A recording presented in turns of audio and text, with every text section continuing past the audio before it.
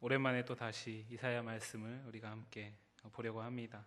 원래 오늘 본문은 이사야 7장 1절부터 17절까지 본문인데 너무 많기 때문에 그 중에서 일부 10절부터 14절까지를 본문으로 삼아서 우리가 같이 읽었습니다. 말씀을 이해하기 위해서 설교 가운데서는 1절부터 17절까지의 본문을 가지고 말씀을 전하도록 하겠습니다. 오늘 우리가 살펴보게 될 이사야 선지자는 남유다에서 4명의 왕을 모셨던 선지자입니다. 우시야, 요담, 아하스, 히스기야, 이 4대에 걸쳐서 활동했던 선지자입니다. 그런데 우리가 이미 앞에 6장에서 좀 시간이 지나긴 했지만 6장에서 살펴보았듯이 이사야가 부름받은 것은 우시야 왕이 죽던 해의 환상 가운데 하나님이 주시는 소명을 받았습니다. 그렇기 때문에 우시야의 시대에는 이사야 선지자가 특별히 어떤 일들을 할 것들이 많지 않습니다. 그리고 성경은 그 이후에 요담, 아하스, 히스기야의 시대를 이제 이사야의 주 사역 기간으로 말하는데 그 중에서도 요담의 시대는 또 성경에 많이 기록되어 있지 않습니다. 오늘 우리가 살펴보게 될 아하스 왕의 시대, 그리고 다음 주에 살펴보게 될 히스기야 왕의 시대, 다음 주가 될지 다음 시간이 될지 모르지만 다음에 이사야 말씀 우리가 보게 될 때 살펴보게 될 히스기야 왕의 시대, 이 두 시대를 성경은 이사야가 활동하던 시대라고 집중적으로 이야기합니다. 오늘 우리가 살펴볼 아하스 왕, 이 아하스라는 왕은 선한 왕인가요? 악한 왕인가요? 어떻게 기억들을 하고 계십니까? 아하스 왕은 하나님이 보시기에 선한 왕입니까? 하나님이 보시기에 악한 왕입니까? 그거를 이제 오늘 설교를 통해서 알게 되면 설교가 잘 들으시게 되겠습니다. 오늘 본문은 7장의 이 1절부터 17절까지의 본문은 아하스가 선한 왕인지 악한 왕인지를 분명하게 우리에게 보여주고 있습니다. 시대적으로 이 아하스가 왕으로 통치하는 이 시대는 태평성대 부국강병의 시대가 아닙니다. 나라가 혼란스럽고 위험에 처해 있는 시대입니다. 1절을 보시면 아람의 르신 왕과 르말리아의 아들 이스라엘의 베가 왕이 올라와서 예루살렘을 쳤으나 능히 이기지 못하니라 라고 기록되어 있습니다. 남유다가 있고 위에 북이스라엘 그리고 아람의 왕이, 북이스라엘과 아람의 왕들이 각각 이 남유다를 공격했다라는 것입니다. 다행히도 남유다가 그들의 공격 가운데 무너지진 않았지만 그들의 외세의 공격을 받고 있는 시대입니다. 그런데 이러한 시대 가운데 이 각각 공격했던 아람과 이스라엘이 서로 동맹해서 다시 유다를, 예루살렘을 공격한다라는 소식을 이 아하스와 그의 백성들이 들었습니다. 2절 말씀에 나와 있지 않습니까? 동맹하였다 하였으므로 라고 말씀이 나와 있습니다. 그 말을 듣자 아하스 왕뿐만 아니라 그 예루살렘에 사는 모든 백성들의 마음이 요동치기 시작했습니다. 성경은 그것을 무엇이라고 표현하고 있냐면 숲이 바람의 흔들림같이 흔들렸다라고 말합니다. 비록 첫 공격은 이겨냈지만 그들이 이제 연합해서 동맹을 이루어서 우리를 공격한다라는 소식을 듣고 겁먹고 불안과 초조 가운데 그 마음이 요동치고 있다라는 것입니다. 바로 이런 상황 가운데 하나님께서 이사야 선지자를 아하스에게 보내십니다. 성경에 나와 있지는 않지만 아하스는 이 유다의 왕으로서 그 위기 상황, 아람과 이스라엘이 동맹으로 자신들을 공격하는 이 위기 상황을 극복하기 위해서 인간의 지식으로 최선의 선택을 합니다. 그것은 무엇이냐면 그 당시에 아람과 이스라엘보다 훨씬 강한 나라, 그 당시에 그 지역의 패권을 잡았던 나라 아수르와 동맹을 추진합니다. 그래서 아수르와 유다가 서로 동맹해서 이스라엘과 아람의 동맹을 대항하기 위해서, 아수르가 뒤에서 든든히 백업을 해주고 있으니까 우리는 저들의 공격 가운데 무너지지 않을 거다라는 그런 생각을 아하스가 했던 것입니다. 아하스가 그 시대를 보는 눈이 있습니다. 이 왕으로서 최선의 선택을 한 것입니다. 그런데 하나님께서는 그것을 원치 않으셨던 것 같습니다. 그래서 이사야 선지자를 보냅니다. 이사야 선지자를 보내서 4절 말씀과 5절 말씀에서 무엇이라고 이야기하고 있습니까? 그 아람 왕 르신과 이스라엘 왕 베가, 너를 유다를 공격하려고 동맹을 맺었던 그 아람과 이스라엘의 왕들은 연기나는 두 부직갱이 그루터기에 불과하다라고 아하스를 위로하고 있습니다. 아하스를 독려하고 있습니다. 연기나는 두 부직갱이 그루터기에 불과하다라는 것, 무슨 표현입니까? 언젠가는, 지금은 활활 타오르고 있지만 언젠가는 사그라서 쓸모없이 죽게 될 그런 운명이 아람 왕 르신과 이스라엘 왕 베가의 운명이다라는 것입니다. 지금 아하스 너의 눈으로 보기에는 저들의 공격이 너무나 중대하고 위험하고 급박한 것처럼 보이지만 나는 저들을 연기나는 두 부직갱이 그루터기에 불과하게 생각한다. 저들이 지금은 위험해 보이지만 결국에 나중에는 사그라들 것이다. 그러니까 겁먹지 마라. 그러니까 나를 믿고 나를 의지하라 라고 위로하고 권면하고 있습니다. 그것으로도 모자라서 하나님께서는 8절 말씀에서 무엇을 이야기하고 있습니까? 아람의 머리는 다메섹이요 다메섹의 머리는 르신이며 65년 내에 에브라임이 패망하여 다시는 나라를 이루지 못할 것이다 라고 말합니다. 에브라임은 북이스라엘의 수도입니다. 세상 사람들에게, 전 세계 사람들에게 대한민국 하면 가장 그들이 제일 먼저 떠올리는 도시가 어디겠습니까? 아쉽게도 김포가 아니지 않습니까? 서울입니다. 그 당시에 모든 사람들이 생각하기에 북이스라엘 하면은 떠올릴 수 있는 대표적인 도시가 에브라임입니다. 남유다 하면 떠올릴 수 있는 대표적인 도시가 예루살렘인 것처럼 북이스라엘 하면 떠올릴 수 있는 대표적인 도시가 에브라임입니다. 그 에브라임, 다시 말해서 북이스라엘은 앞으로 65년 뒤에 망할 것이다 라는 것을 말합니다. 지금은 저들이 활활 타오르고 있고 너를 위협하는 것처럼 보이지만 저들은 결코 유다, 아하스 왕, 네가 통치하는 이 유다 나라보다 오랫동안 이 땅에 존재하지 못할 나라다라는 것입니다. 그러니까 겁먹지 말라라고 이야기하고 있습니다. 하나님께서 이렇게 이사야 선지자를 통해서 두 번에 걸쳐서 권면하시고 위로하시는데 아하스가 여전히 믿지 못하는 것 같습니다. 여전히 그 마음은 여전히 숲이 바람에 흔들리는 것과 같은 요동치는 마음으로 계속 남아있는 것 같습니다. 그래서 하나님께서 다시 한번 아하스에게 말씀하십니다. 10절 말씀 보시면 여호와께서 또 아하스에게 말씀하여 이르시되 너는 내 하나님 여호와께 한 징조를 구하되 깊은 데에서든지 높은 데에서든지 구하라 라고 말합니다. 한마디로 하나님이 아하스한테 백지수표를 던진 겁니다. 아하스, 네가 여기에다가 쓰는 대로 내가 그대로 이루어주겠다. 네가 생각하기에 이건 절대 불가능하다라고 생각하는 그거 써봐라. 내가 그대로 보여주겠다. 내가 이걸 보여주면 네가 나를 믿고 아수르와 연합하려는 것을 포기하겠느냐? 내가 너에게 이 일을 이루어주면 네가 나를 믿고 저들의 공격 가운데, 그 소식 가운데 흔들리는 네 마음을 평안함으로 바꿀 수 있겠느냐? 하나님은 아하스에게 그렇게 불가능한 것을 요구할지라도 내가 들어주겠다. 어떻게 하면 네가 나를 믿겠느냐라고 답답한 마음을 가지고 다시 한번 아하스를 위로하고 권면하고 있습니다. 그런데 12절 말씀에서 아하스가 그 하나님의 백지수표를 어떻게 응답하고 있습니까? 12절 다 같이 읽겠습니다. 시작.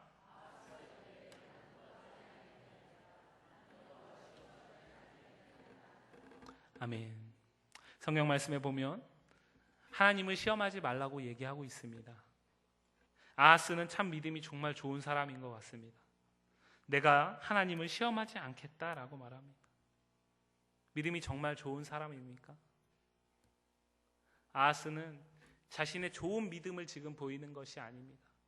겉으로 보기에는 누구보다 홀리하고 겉으로 보기에는 누구보다 하나님 시험하지 않겠다라는 그런 단호한 신앙의 고백인 것 같지만 그 마음의 중심은 무엇이냐면 하나님, 나는 여전히 하나님이 설사 그런 것을 보여준다 하여도 나는 내 눈앞에 있는 저 위협을 여전히 두려워하고 있습니다.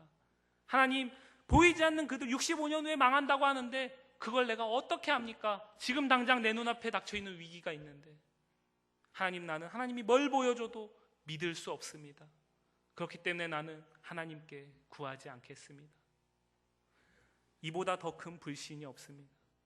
하나님이 3번, 4번에 걸쳐서 말씀하시는데 아하스는 하나님의 그 애타는 마음을 여전히 외면하고 있습니다.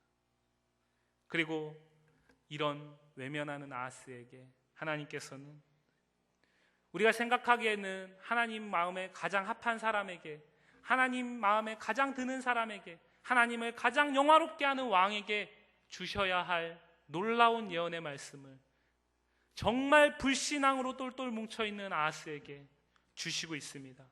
7장 14절 다 같이 읽겠습니다. 시작.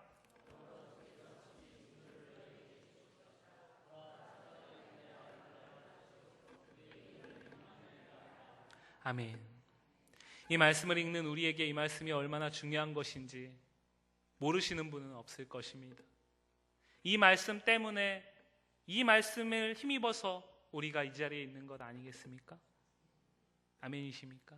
예. 아하스에게는 어땠을까요? 65년 후에 있을 일도 믿지 못하는 아하스에게 대략 700년 후에 있을 일을 지금 하나님이 아하스에게 말하고 있습니다. 아하스가 이 얘기를 듣고 어떤 반응을 보였을 것 같으십니까? 하나님, 내가 우리가 믿는 것처럼 하나님, 내가 메시아를 보내주신다는 그 사실 깜빡하고 있었습니다. 하나님께 내가 돌이키겠습니다. 그렇게 엎드렸겠습니까? 제가 생각하기는, 성경에 나와 있지 않으니까 제가 생각하기에는 그랬을 것 같습니다. 딱 끝나는 순간, 하나님, 근데 어쩌라고요? 이게 무슨 귀신 신하라 까먹는 소리입니까? 처녀가 어떻게 잉태하여 아들을 낳을 수 있습니까? 그 처녀는 누구며 그 처녀가 내가 아는 사람입니까? 나하고 친한 사람입니까? 아들은 또 뭡니까? 어떤 처녀인지도 모르고 그 처녀가 아들을 낳는다는 것도 믿을 수 없을 뿐만 아니라 그 아들을 내가 알아야 가가지고 이름을 예수라고 할 텐데, 그 아들이 내가 낳은 아들이면 내가 이름을 짓지만 남의 아들이면 그 이름 내가 왜 짓습니까? 이런 여러 가지 반응들이 나왔을 것 같습니다. 하나님이 그 사실을 모르셨을까요? 아하스한테 이 놀라운 비상섭리에 준하는 특별한 계시를 주시면 아하스가 어떤 반응을 보일지 하나님이 모르셨을까요? 아마 아셨을 것입니다. 왜냐하면 하나님은 이미 7장 1절부터 14절까지의 말씀의 흐름 가운데 아하스가 계속해서 외면하고 있는 대상입니다. 3번 외면한 사람 4번 외면하기 쉽습니다. 한 번 외면하기는 어렵지만 한 번 외면하면 2번, 3번, 4번, 5번, 100번 외면하는 건 쉽습니다. 아하스에게 백지수표를 던졌는데도 믿지 않는 아하스에게 이 말을 해봤자 소용없다라는 거 하나님은 아십니다. 그럼에도 불구하고 이 말씀을 하시는 이유가 있다라는 것입니다. 왜 하나님께서 이 말씀을 하시겠습니까? 지금 아하스는 자기 눈앞에 있는 위협과 공포 가운데 마음의 평안을 잃고 있습니다. 지금 이 상태를 구원할 수 있는 사람은 하나님이 아니라 아수르의 저 강대국 아수르를 의지하는 것밖에 길이 없다라고 생각합니다. 그런 아하스에게 하나님은 뭐라고 말씀하시는 것입니까? 지금의 너의 상태를 구원할 수 있는 자도 나 하나님이고, 그리고 앞으로 이 시대, 이 역사 가운데 세상의 모든 사람들을 구원할 자가 바로 내가 보낸 내 아들이다. 예수님 때문에, 예수님만이 구원자가 되신다 라는 것을 선포하는 것입니다. 듣든지 아니 듣든지, 아하스가 이해를 하든지 못하든지. 그리고 이 말씀은 700년 후에 정확히 마태복음 1장 21절과 23절에서 그대로 이루어집니다. 하나님의 말씀은 살아있습니다. 아하스가 이해하지 못하고, 아하스가 받아들이지 못하고, 아하스가 돌이키지 못하지만 하나님의 말씀은 그대로 살아있어서 700년 후에 이루어졌고 오늘 우리에게 살아있는 줄 믿습니다. 그 말씀을 하시고 나서 하나님께서는 이해하지도 못하는 그 아하스에게, 계속해서 외면하는 그 아하스에게, 만약에 우리라면 어떻겠습니까? 그러니까 너는 벌받아야 돼. 그러니까 나는 이제 널 포기한다. 이렇게 반응하지 않겠습니까? 우리가 자녀들에게 누구누구야 공부해라, 누구누구야 다 너 잘 되라고 하는 거다라고 얘기를 1번, 2번, 3번, 10번까지는 할 수 있지만 아무리 얘기해도 반응이 없으면 나중에는 그래, 네 알아서 해라, 포기해버리지 않습니까? 우리가 너무나 사랑하는, 내가 고통하면서 낳은 자식도 우리는 어느 정도 한계를 넘어서면 포기하는 인간입니다. 그런데 하나님께서는 그러시지 않습니다. 15절 말씀부터 보시면 그가 악을 버리며 선을 택할 줄 알 때가 되면 엉긴 젖과 꿀을 먹을 것이라 라고 말합니다. 젖과 꿀, 어디가 생각나십니까? 가나안 땅, 이 애굽에서 포로 생활하고 있고 애굽에서 노예 생활하고 있는 이들에게 젖과 꿀이 흐르는 가나안 땅, 그 땅을 약속하시면서 너희가 지금 이 땅을 벗어나 내가 예비한 가나안 땅에 들어가게 되면 너희는 그곳에서 젖과 꿀이 흐르는 풍성함을 맛보게 될 것이다. 그러니까 주저하지 말고 염려하지 말고 이 애굽을 떠나서 내가 너희에게 예비한 가나안 땅으로 나아가라 라고 말할 때 하나님께서 대표적으로 가나안 땅의 복을 표현하는 말씀이 젖과 꿀이 흐르는 땅 아닙니까? 오늘 하나님이 아하스에게 그 복을 선포하고 있습니다. 네가 지금은 비록 악을 버리지 못했구나. 하지만 언제라도 나는 네가 선을 택한다면 나는 너에게 약속한 복을 부어줄 것이다. 거기에서 끝나지 않습니다. 16절 말씀 보시면 하나님은 계속해서 외면하는 아하스를 이해하고 계신 것 같습니다. 대저 이 아이가 악을 버리며, 아하스를 아이라고 얘기하고 있습니다. 예수님은 어린아이와 같은 믿음이 있어야 천국에 갈 수 있다라고 말씀하셨습니다. 여기서 하나님이 아이라고 얘기하는 건 그때의 어린아이, 그것이 아닙니다. 순전하고 순수한 믿음이 아닙니다. 여기서 뭐라고 얘기하는 것입니까? 아하스는 지금 미성숙하기 때문에 그렇다. 아직 아하스가 뭘 잘 몰라서 그렇다. 얘가 나중에 장성한 분량이 장성해져서 성숙해지게 되면 지금의 이 선택을 후회하고 돌이키게 될 것이다. 하나님은 계속해서 아하스를 버리지 않고 있습니다.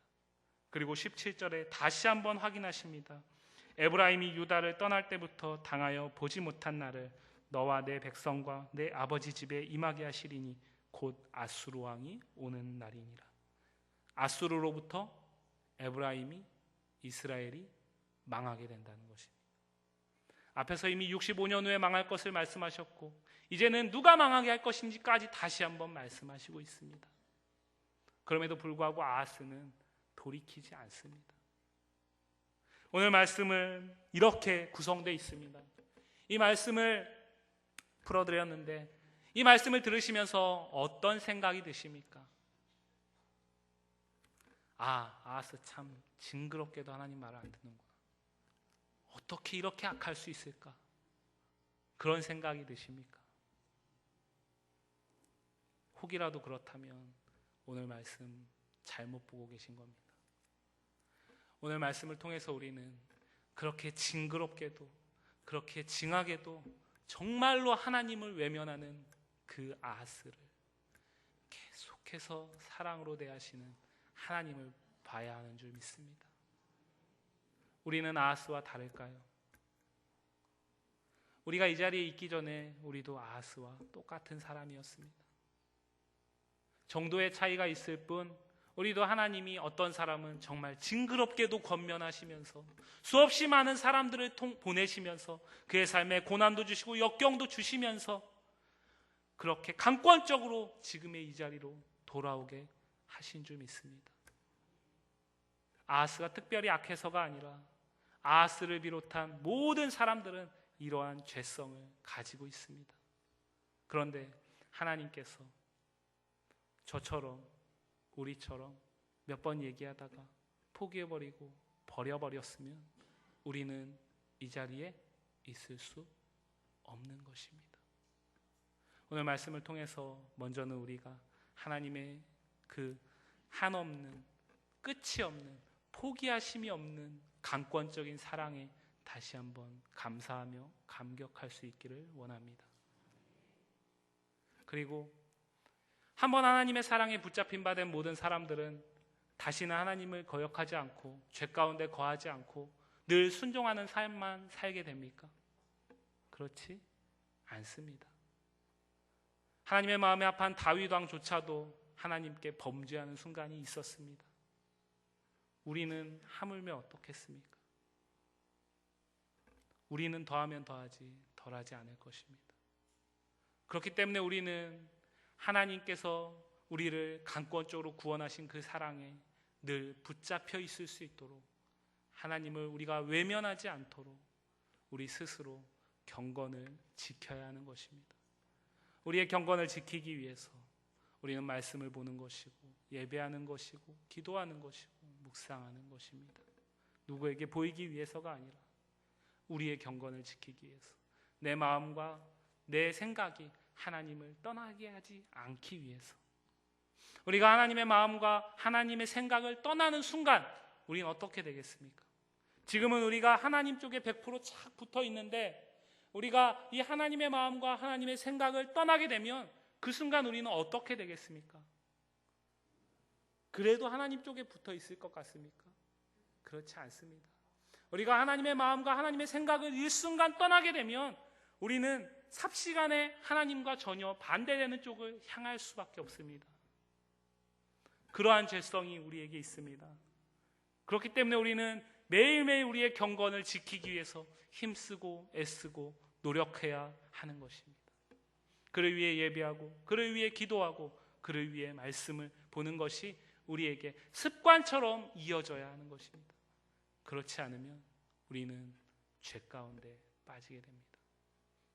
어쩌면 이 가운데 오늘 이 말씀을 들으시는 분들 가운데 마음 가운데 하나님께서 손을 내밀고 계시는데 내가 그 손을 잡지 못하고 있는 것 같다면, 하나님은 손을 이미 내밀고 있는데 나는 하나님이 내 등을 돌려 하나님의 손을 잡지 못하고 여전히 하나님께 등만 보이고 있다면 이 시간 회개하실 수 있기를 바랍니다.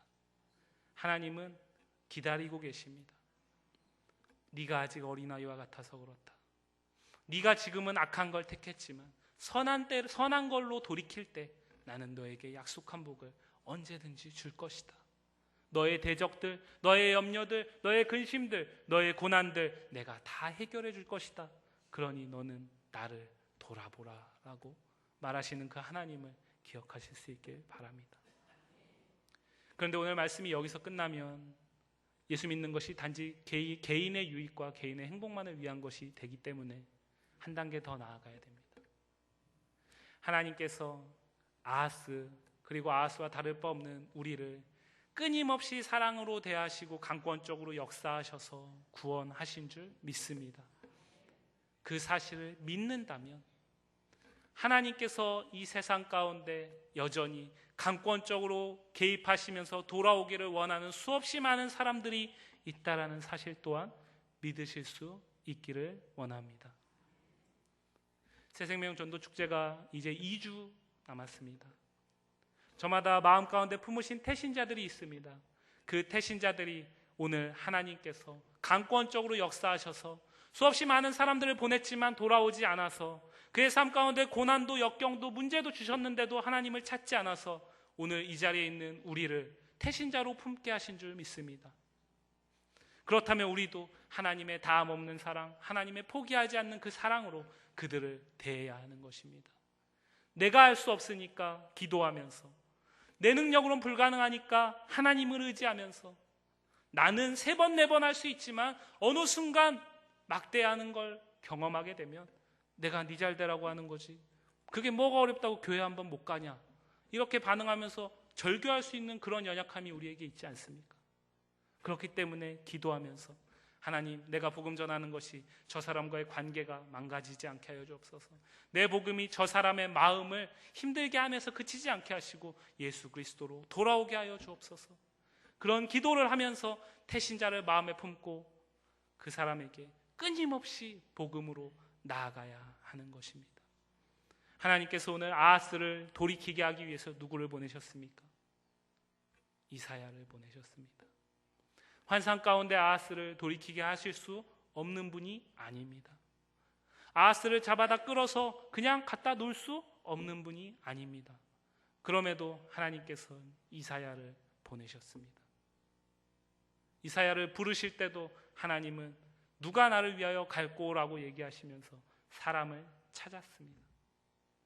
이 자리에 있는 우리를 하나님은 그렇게 사용하시길 원하십니다. 사랑하는 성도 여러분, 오늘 말씀은 우리에게 두 가지를 생각하게 합니다. 하나는 하나님의 그 다함 없는 은혜가 얼마나 큰 것인지, 그 은혜 때문에 내가 이 자리에 있는 것이 얼마나 마땅히 감사할 만한 일인지, 그 은혜만 생각하면 정말 사도 바울이 얘기했던 불가능한 것처럼 여겨지는 범사에 감사하는 것 할 수 있겠구나 라는 믿음을 우리에게 줍니다.